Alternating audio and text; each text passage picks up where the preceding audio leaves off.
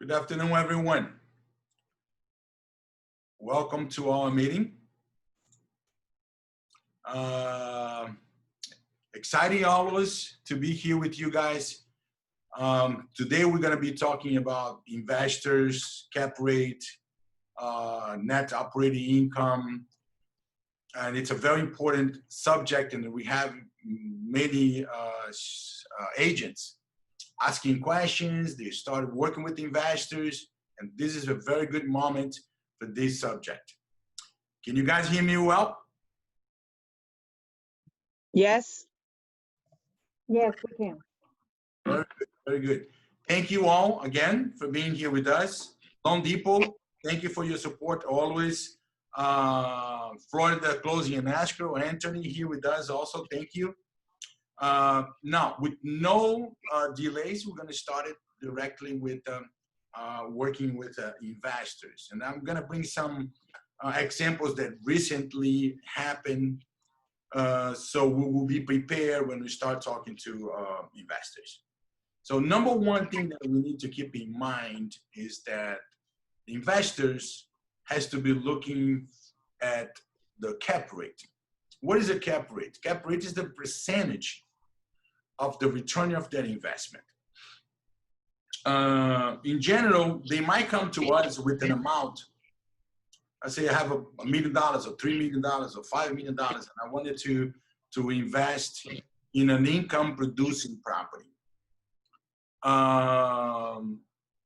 And we have to be looking at those properties, and our focus has to be on the cap rate. What is the percentage net of the return of that investment? Sometimes we have to work with the investor in a way to educate them. I had one investors from New York. They had an idea to purchase a multifamily here to retire. And they wanted to buy in a nice area like Miami Beach. The return of investment in those areas are low, you know, like 4%, 4.5%. And what they really wanted is to use that money. Let me do something here real quickly. Hold on 1 second, guys. Let me mute all this microphone open. All right. So they wanted to get that monthly payment, monthly income that they're going to have from that particular property for retirement. So they don't have time to purchase a property, sit down on the property, wait for the value to go up, and they can sell it. And this is one thing that we need to understand. It's how we evaluate a number of the value of the property. An appraiser, when they come to find the value, the market value for an income producing property, they don't use the sales comparison appraiser that we use for residential property. So they don't look into other property that was sold recently and how much it was sold it for. Actually, they're looking into the income. And that approach is called income approach. They look into the amount of money that they collect every month. Actually, the calculation is annual. And then they also calculate all the expenses, operating expenses. That does not include a mortgage because mortgage is not part of the operation. And then they will come to a net operating income. The net operating income based on a regular percentage, then they will come to a value. Let's say that the regular percentage is 7%. They will apply the formula, and they will find out the value, the value of the property. Sometimes, just to give you guys an example, sometimes some investors come and say, look, I want to buy a property that needs repairs. You know, I want to repair. That's a concept when you buy like a single family or an apartment that you come and then you fix and then you flip. When you're talking about income producing property, making repairs on the property, some investors, especially new investors, They are not aware that whatever money that you put in the property, it will increase your investment. Let's say you're buying a property for $3 million. And right now, based on $3 million, your return is 7% based on $3 million. If you invest another $500,000 in repairs, that means that your investment went up to $3.5 million. What do you think is going to happen to your cap rate? It's going to go down. And some of them are unaware of that. If the property is already rented and producing 7% of investment, the good thing is that keep that way. Don't put any money on it until you know what you're going to do with that property in the future. If your cap rate is very high because the property needs repairs, then it'll be worth to put more money into the property because it will decrease your cap rate, but it's still going to be around 7%. And that's what I try to find when I'm working with investors, is to find a property that will produce at least 7% return of investment. And this is a calculation that we need to do. We need to sit down, find the property, and then look into all the incomes. We look into all the expenses, make the calculations, and deliver that to the investor. And then sit down with them and explain them all the process. And that's what we're going to do now. I'm going to show you how to do this calculation, how we find out the information about the property, income, and expenses, and how to calculate the cap rate. Okay, so let's go to that right now. I'm going to share my screen.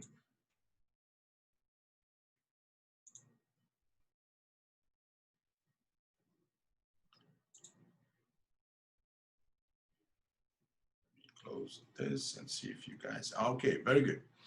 Now, we are going to use a multifamily with 8 units that are rented for $1,000 each. And how do we find that? Last meeting, we will talk about LoopNet. LoopNet is one of the best places to find multifamilies. All right, there's another type of investment, which is also good, which is called TripleNet. TripleNet, for absentee owners, it's one of the best options. Let's say you have an investor that he doesn't want to get involved with the administration and he doesn't want to pay a property management. So a TripleNet would be a solution, even though the cap rate is lower, but he doesn't have any expenses. What the TripleNet means? TripleNet means that the tenant will pay rent, the tenant will also pay property taxes, the tenant will also pay insurance, and the tenant will pay for maintenance, and that including building structure, roof, and parking lot. Meaning, landlord doesn't have anything to do, just collect the money. And how do we find the TripleNet? Also on LoopNet. And one example that when I work with the investor that wants to purchase a TripleNet, I concentrated on CVS and Walgreens because they all have TripleNet lease agreement. Okay, so that's another option. If you guys have any questions about TripleNet, at the end of the meeting, you're welcome to ask those questions or address it to me, and we might bring some more information on our next meeting. So right now, we're going to concentrate on multifamily. Multifamily is what we consider to be an income-producing properties.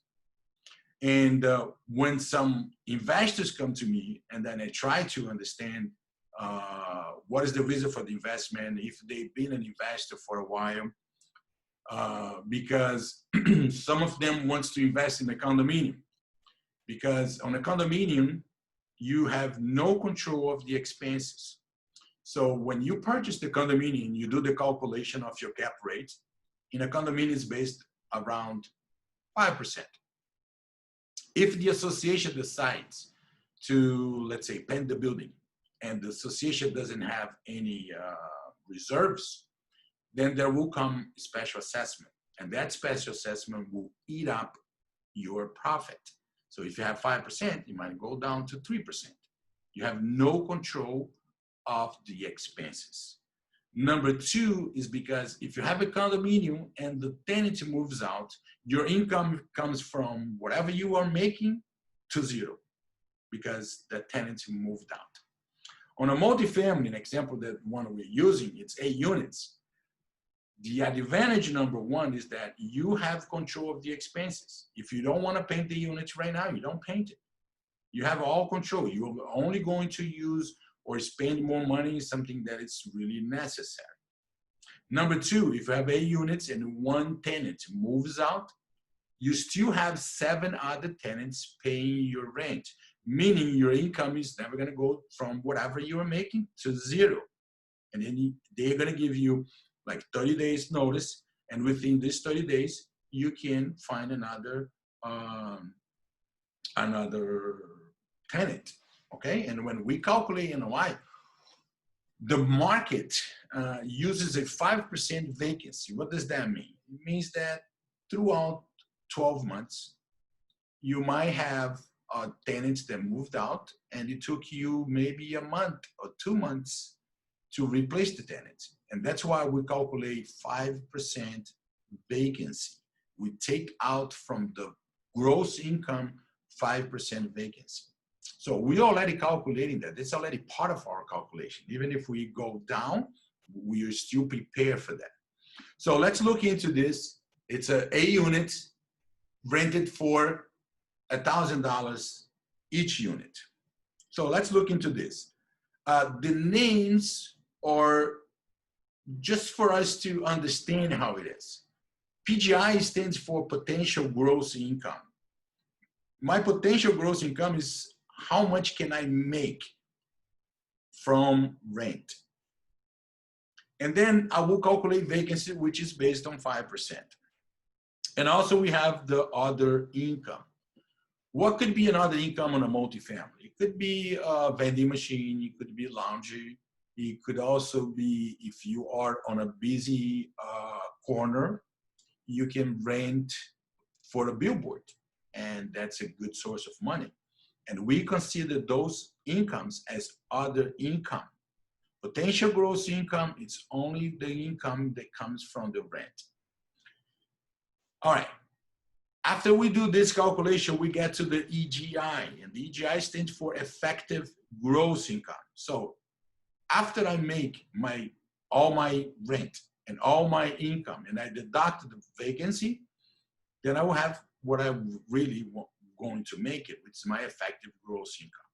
Now it's the time for us to list our expenses. And the expenses are divided into 2 categories.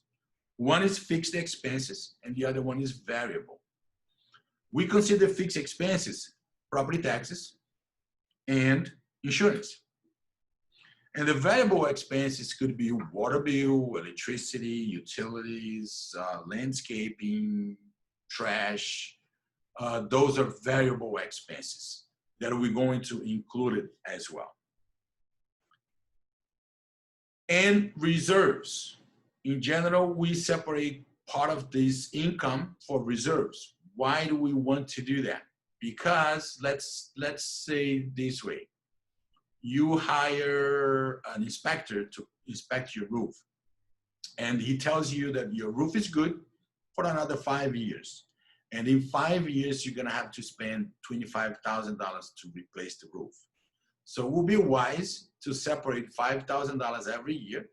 So after 5 years, you have $25,000 to repair the roof. That's why we always have reserves. So then we have OE, which is our operating expenses. And if you look into the details of all the expenses, you will see the mortgage is not there. Even if the investor financed the property, the annual debt service, which is the mortgage that he pays, it's not part of the operation. It will be included when we calculate before taxes cash flow. When we calculate the before taxes cash flow, then we're going to include the mortgage. But mortgage is not part of the operation, so we don't include it there. And after we have that, we go to NOI, which is my net operating income, which is a result of the effective gross income minus my operating expenses. Okay? Now, let's put a number. Now, 8 units rent at $1,000 will give us $96,000 income per year, annual income from the rent, $96,000. Now, where do I find that information? When you search for the property on LoopNet, they will provide, not all of them, but I'm not going to concentrate on listings that doesn't provide me enough information. I'm just going to concentrate on listings that provides me enough information. So the rental income will be included on the information that they will provide on the listing. Now, could they be lying about the amount of money they collected? Yes, they could. But as we say, the lies has short legs, because during the due diligence, we need to collect it from all the tenants, what is called the estoppel letter. And on the estoppel letter, they will provide how much money they pay per month, and they will provide the deposit that they made to the landlord. And also the landlord needs to give us the copy of the lease. And we will find out if they lie about the rent, that the amount is not correct. So then you can cancel your contract, okay? Because you have a time which is called the due diligence. And during the due diligence, you will have all that information that will help you find that the numbers that was provided before are actually real numbers, okay? So even if they lie, I don't think they will, because they know they're gonna have to provide documentations to prove their number, and if their number is not correct, we were going to find out. So I don't doubt on that number, okay? Now the vacancy, if we calculate 5%, 5% of $96,000 is $4,800. And the OI, it's also provided at the list, the listing. When you look into LoopNet, it will show your other income. In our example, the other income is $5,000 a year. Now, let's go back to lying subject. Could the listing agent or the seller be lying about $5,000? Yes, they could. But they do have other income. They might not be $5,000, it might be $3,000. So they will be lying about $2,000, which is not gonna make much of a difference in our net operating income. Throughout 12 months, $2,000, it's not that much. So we use the number that they put it. Now, we subtract, now vacancy is calculated based on the total income, not based on the total income plus the other income. So you calculate 5% over potential gross income. You can take a screenshot for this to help you when you are looking into the listing at the LoopNet to input the numbers there. So you make the calculation. Those are very simple, very simple. Take a screenshot so you know what information you need. All right, so then we have our effective gross income to be $96,000. Now, the expenses comes property taxes. That information will be on the listing, but also it's a public information. You can go to public records and you find out how much the property taxes they pay for. So it's easy to find out a number. Insurance, they will provide the amount that they pay for the insurance. And what I tell everyone is that it's good to have a friend that works with insurance, and you give them a call and you tell them, look, I need a quote for a property located, and you provide the address, and you tell them it's a multifamily, and they will tell you how much will be the insurance. In general, insurance for income producing property are two: fire and liability. Okay, so those are basically the insurance that it's a must. You must have your investor must have these two insurance, okay? Fire and liability. Why liability? If anyone falls inside the building, they are not gonna sue. Actually, they will sue the landlord, but the landlord will use the insurance to cover the damages, okay? Now, the variable, $4,000. Again, lying subject. Could they be lying about this $4,000? Yes, they could. But again, it's $4,000 per year. They do have expenses. There might not be 4,000, maybe it's $3,000. So they will be lying about 2,000. And again, $2,000 is not a big number for us to be concerning about it. So you use the number that they have. So now we add all the expenses, and then we have the, well, actually the reserve is $5,000, and then we add all the expenses, and we got a total of $21,000. So $21,000, which is the total expenses minus my effective gross income, will give me a net of $75,000. Okay? The net for this property is $75,000. Now, based on the sales price, we will find out what is the cap.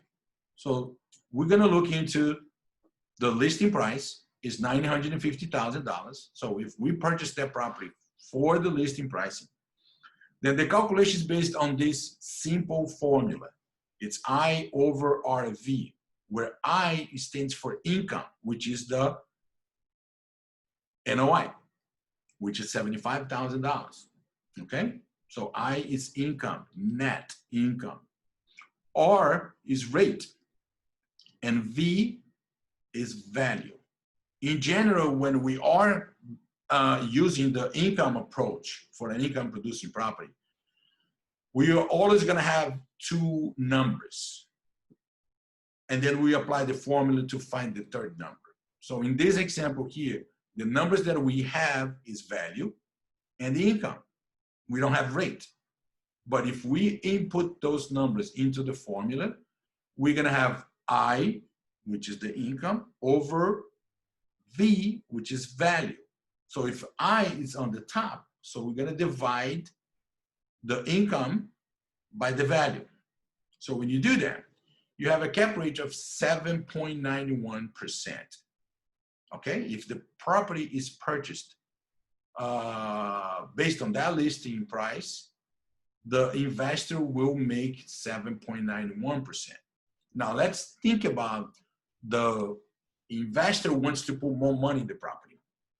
The property needs to be painted, or they need to renovate 4 of the 8 units, and they're going to spend another $50,000 per unit times 4 is going to be $200,000. So that means that his investment, it's not going to be $950,000. His investment is going to be $1.150 million. So what do you think is going to happen to the cap rate? The cap rate is going to go down.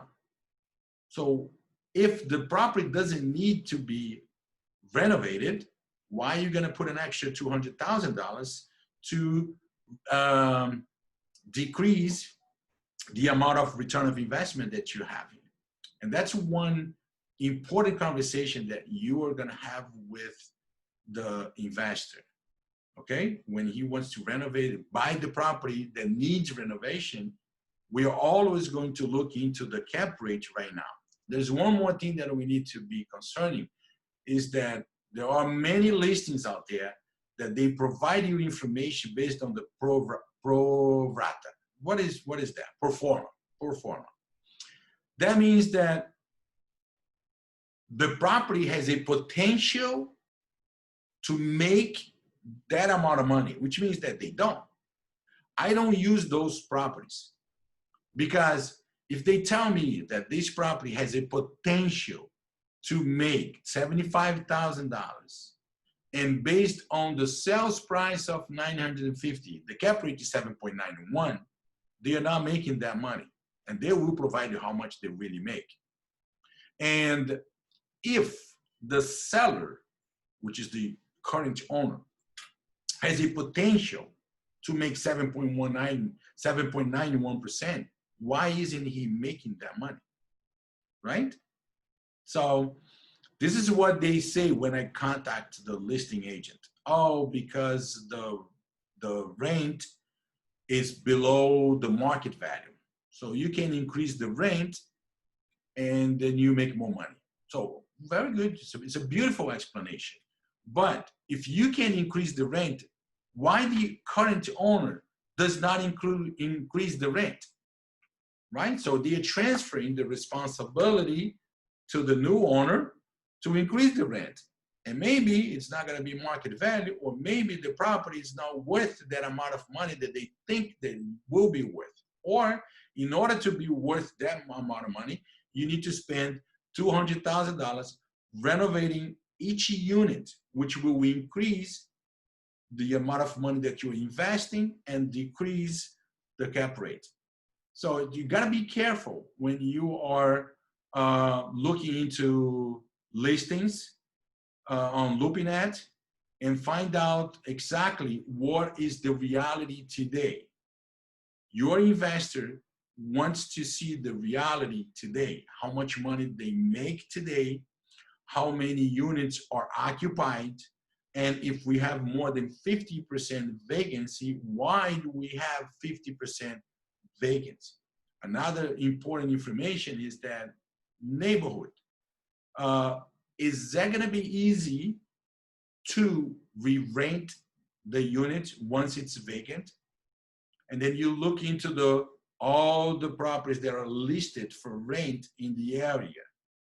Okay, and then it's easy to make the calculation and decision to help your investor to make the best decision for his money. Okay, now what can be done about this is that, let's say you have an investor that has $1 million that wants to purchase the property cash. Now you are going to make one sale and the investor will be buying one property.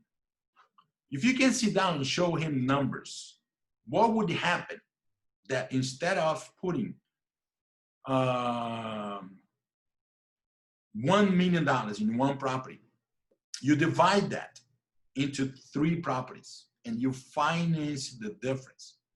Is that going to increase your cap rate? If that's going to increase the investor's return, it's good for the investor. And it's also good for you because instead of making one sale, you will be making 3 sales. Instead of making 1 commission, you're going to be making 3 commissions. But the most important is that you're going to make your investors very happy and will continue working with you and refer you to other investors. So let's take a look at this. So we convert this thing into a small area here so we can see the rest of the information. So let's assume that he's going to financing one of this property, okay? And he's going to put a down payment of $350,000. So instead of putting $1 million on the property, he's going to put it $350,000. Okay. Now let's assume the interest rate is about 5.5% on an investment property. The term will be 30 years, and the monthly payment is $3,406. How do we calculate that? Simple. If the property is $950,000 and he put $350,000, he's financing $600,000. So $600,000 at 5.5% in 30 years will give a monthly payment of $3,406. And the ADS, which is annual debt service, will be $40,000 including interest. Okay? Now we're gonna put that money here. The ADS, it's $40,000. Now we have the before taxes cash flow. I will subtract the ADS, the mortgage, from my net operating income. Now you realize that the return of investment, my income, my net income decreased. Instead of making 75, now I make 34. But I didn't put $1 million. I put 350. I put less money. Now, if we calculate the cash on cash return, I will get my down payment. That's the money that I invested. And I have my before tax cash flow, which is my income. Now we're gonna apply the formula again. I over RV. When I is $34,000, which is my income, and the value is $350,000. So when I do the calculation, I get a rate of 9.75%. 9.75% compared to what it was before, 7.91. So meaning your investor is making more money by financing than to pay cash. So it might be a good idea to sit down with your loan officer, and see all the possibilities before you get into a cash purchase. It might be a good idea to financing and maybe get another property. Lori was explaining to us last week that the income can be used, the income that the property produces can be used as part of the buyer's income to help him with the DTI.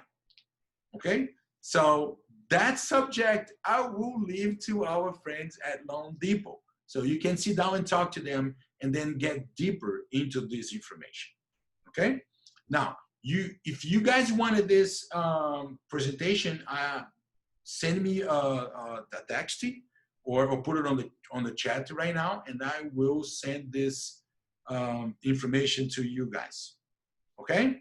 If you have any questions, you can ask me either at the end of the meeting, or you provide the questions on our chat in the group. Okay, I hope you guys enjoy this. It sounds like a lot to process, but if you think about it, it's not too much, and it's very simple, not complicated. Okay, and you always have me if you need any questions. Okay, great. So now we're going to, let me stop my sharing here. Good. So we have some questions to our team of loan officers. Lori, how are you, Lori? I'm doing well. How are you? Good, very good. Thank you. Lori, once again, thank you for being here with us. Your information, your explanations has been helping us a lot. Thank you. Thank you for having us. Damaris Martin, my coworker, is going to join me with one of the questions as well, if that's all right. All right, great. Very good. So let's start with the first question that I have here. We have some difficulties working with buyers. I wouldn't say difficulties. I would say more like concerns. When we have a buyer that they had recently a bankruptcy or foreclosure, what is the time frame after the foreclosure and after the bankruptcy that they can qualify again for the new loan, for the new house? That's a great question. Damaris, do you happen to have the summary handy? Yes, I do. I sure do. Okay. Why don't you go ahead and answer that one? Absolutely. So for bankruptcy, let's start with bankruptcies. If it's an FHA loan, we can do 2 years. So they have to be dismissed or discharged for 2 years. For Chapter 7 and Chapter 13 is minimum of 12 months out of the bankruptcy dismissed. So that's for FHA bankruptcy. For VA is 2 years as well. Same thing as FHA. And we have for Fannie Mae, it's 4 years. Chapter 7 and 11, it's 4 years. And for Chapter 13 is 2 years from discharge date or 4 years from the dismissal date. And again, I know this is a lot to learn, so they don't have to memorize this. They can always call us and we'll be able to clarify that. Right. Well. So the good news is just because someone had a hardship in their life, Yeah. whether it was the loss of a job or medical issues, that it's a relatively short waiting period of 2 years. And in fact, with FHA, I don't know if you've done this, Damaris, but with FHA, I was actually able to do a 1-year wait because the client lost her husband to cancer. When Yeah, there's it was- extenuating circumstances such as Mhm. medical issues, it's actually even a shorter wait if we can document it of 1 year. So isn't that's great Correct. news? Yes, it is. And then for foreclosures, we have for FHA is a 3-year wait. For VA is a 2-year wait. And for Fannie Mae, that one is 7 years for foreclosure. Okay, so FHA is the best program if someone had a foreclosure or short sale. Exactly, yes. How many years is that again? 3 years for FHA 3. for foreclosure bad. or short sales. It's bad. actually pretty good, yes. Mhm. Terrific. Now, Uh, short sales for Fannie Mae is 4 years. Short sale. Foreclosure is 7 years. Okay, great. Damaris, could you please share that information on our chat room? Absolutely. Do you want me to email this flyer to you guys, or you want me to? Because Yes, you can do that too. Yes, you can, Okay. you can email it to us, and then we forward it to everybody. yeah, because then that way everybody has this little cheat sheet. It's like a cheat sheet. It's so much easier. Yes, because it happens, especially now, with this situation. I don't know if I asked you that question last week. I think I did. If you use the forbearance, is that going to affect the credit for them to purchase another property? You mean on their house, a current home that On they a have current in their home, yes. Yes, it will affect. They have to get out of the forbearance. They cannot be on a forbearance plan at the time we're doing the loan. If they haven't finished the forbearance, they can get out of the forbearance and pay the 3 months or 2 months. If they've been in it for 2 months, they have to pay it and be up to date. And then we're gonna do a credit supplement to the credit report that will show that they're no longer in forbearance. It will affect. So yes. Okay, great. Now, I had an experience, Damaris, that I shared last week where I do have a client right now purchasing 2 investment properties. And he currently owns 15 others. 6 of them are mortgaged, and he is in forbearance on those 6 mortgages. In that particular case, we have a wholesale broker outlet that so far does not have a problem with that. It won't be the most favorable pricing. And the reason they're okay with that is because he has really great credit. No debt other than those 6 mortgages, has always paid those mortgages and historically understands the circumstance. So we are proceeding to try to help that client. Stay tuned. I'll keep you in the loop on how that goes. That's good. That's a great outlet for him. Absolutely. Yes, that's good. Now, let's see if we have another question here. This question is being addressed to us. How does the status of a student loan affect the purchasing your home? Well, I'll touch base on that a little bit. So the government automatically put all student loans nationwide into the COVID protected forbearance, which is really, really a nice thing to do. However, on the flip side, it doesn't help when you're trying to get a mortgage. The best program would be the IDR, income derived repayment plan. So people can change from the forbearance that's in place right now. All they have to do is call the student loan lender and request that it be taken out of the COVID forbearance, put back on income derived repayment, so that the payment in most cases will be 0 or reasonable, so that they can qualify for a mortgage. Otherwise, Damaris, why don't you share what happens if they're not in IDR? Yes, if we go conventional, we have to do 1% of the, if they're not in IDR, we have to go 1% of the balance. If it's Freddie Mac, which is conventional, it's 0.5% of the balance. And if you go FHA, it will be 1% as well. Or if they get us a letter for FHA, they're on a repayment plan, it has to be fully amortized. It cannot be the income-based plan for FHA. That's great. Like I have a client right now who has $250,000 in student loan debt on forbearance. We called together. He has now been, which by the way, in the mortgage world, we have to hit him for $2,500 a month, even if he's in forbearance paying nothing. So we called together and we made sure he was put on income derived repayment. And I have the backup now, and his payment is $200 a month instead of $2,500. And now he can buy a house. Exactly, you can move forward. It really doesn't take that long. It can be done pretty timely. Good, that's good news. We're dealing with students, and they do have, a huge student loan, especially if you're doing doctors. It's a huge amount. Yeah. Doctors, nurses, we get those all the time, and they have to go on that type of plan, which is the best. Okay, great. Now, another question. If a buyer is buying a house that needs a renovation, can we include the renovation cost on the loan? Yes. You want to take that, Damaris?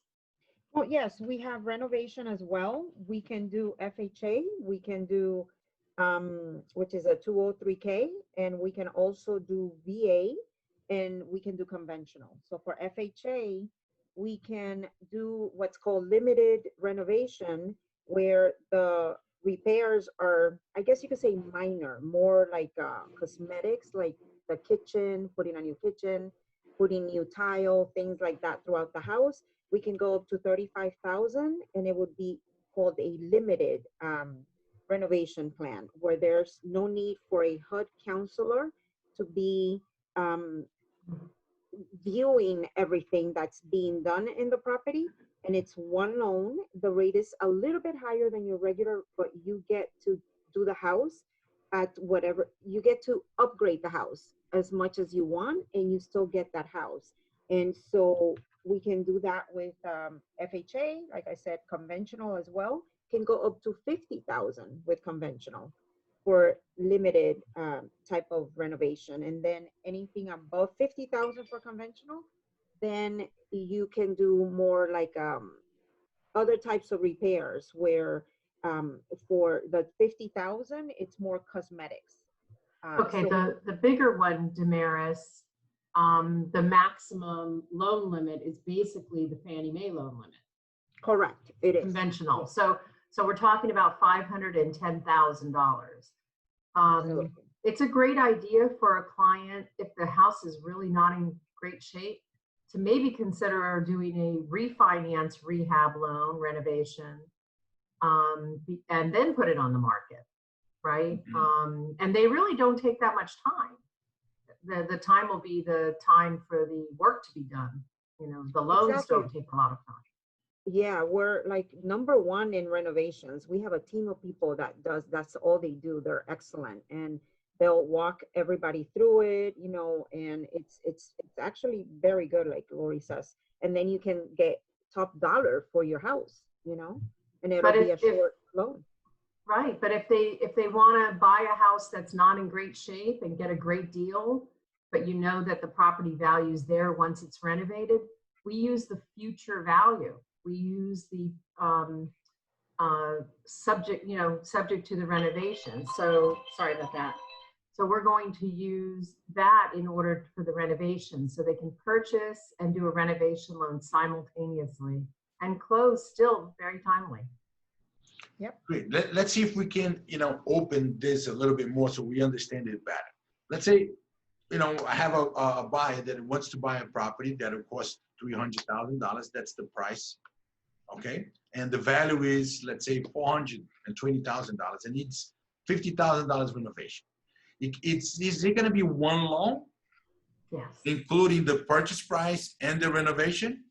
Correct. Yeah. Okay, one loan. And the One interest rate, loan. because of that, is higher than the regular interest rate. I haven't seen It's a a little bit. significant difference, a little but bit. yeah, it's higher, but it's worth it. It is, absolutely. Okay. And how would the buyer get a hold of that money? Is that money going to be in an escrow? And every time that he presents a invoice from a contractor, then the escrow agents will transfer the money to the contractor? How does that work? Right, it's like a construction loan with draws. So we close, and as work is being done, you're right, it's a draw. Mhm. It's done And- twice. It's 50% upfront. Once we close, they're gonna get, the contractor is gonna get a check after we've closed the loan for 50%, half of the work. And then the other half will be giving once everything is done. So that means that before closing, the buyer already had to have a contractor Yes, Oh, yes, absolutely. and an estimate. Yes. And it's a gonna be contract. Yeah, Mhm. absolutely. And Because it's that gonna- contract is given to the appraiser in order to do the proposed future value. Correct. So choosing a contractor and having a contract with the contractor, it simultaneously with the process upfront is very important, because then we're going to include that in the future market value of the property once the upgrades are done. Mhm. All right, great. So that's a good news. There's a lot of property that needs renovation, and buyers needs more money to do the renovation. And if they can get that and include it on the loan, we'll make it sell easier. Yep. Great. Thank you guys for your participation, for your information, for your training. We really appreciate that. Thank you. Okay, thank you. Our pleasure. You guys are welcome. Anthony, are you with us, my friend? Where's Anthony? Yes, I'm here. I'm How you doing, here. Anthony. Good, you? Good, good. Thank you. Good to have you here with us. Thank you. Thank you for having me. Anthony, we have like a few questions that some agents has been addressing to us. And one of them is that sometimes you get a closing date, scheduled for a closing.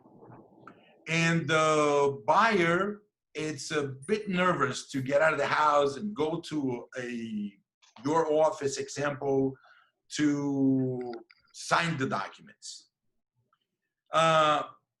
Is that a good idea to force them to go to closing, or do you have another alternative?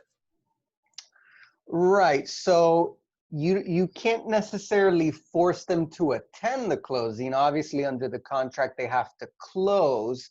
But we could do that in many different ways. So you could close electronically, for example, in a cash purchase. We could do everything from your home in front of a computer, a tablet, or a phone. Also, we could send out a mobile notary to the person's location. So we could send someone to their home.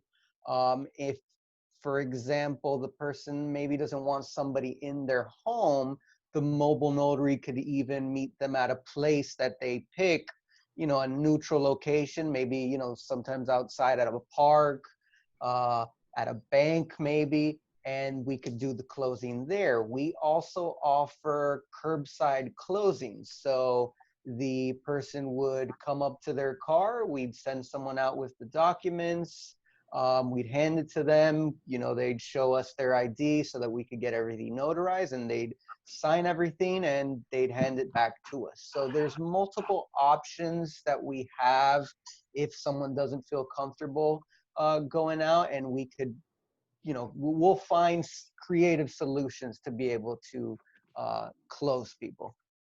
Great, great. So guys, you know that if you have a situation similar to that one, get in contact with Anthony and see which one will be more suitable for your buyer or your seller to come to the closing. Okay? Anthony, one more thing. What options do we have available for people that are having trouble paying the rent or paying the mortgage? What will be the alternative?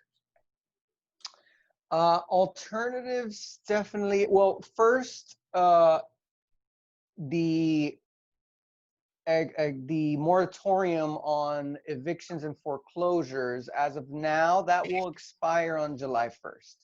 FHA has extended theirs, and any federally backed loans, so Fannie Mae, Freddie Mac, FHA, VA loans, they have extended their forbearance period until August 31st. So if you have an FHA loan, you call up your servicer, call up your lender. There are forbearance programs, there are deferral programs, and they will not evict or foreclose through August 31st.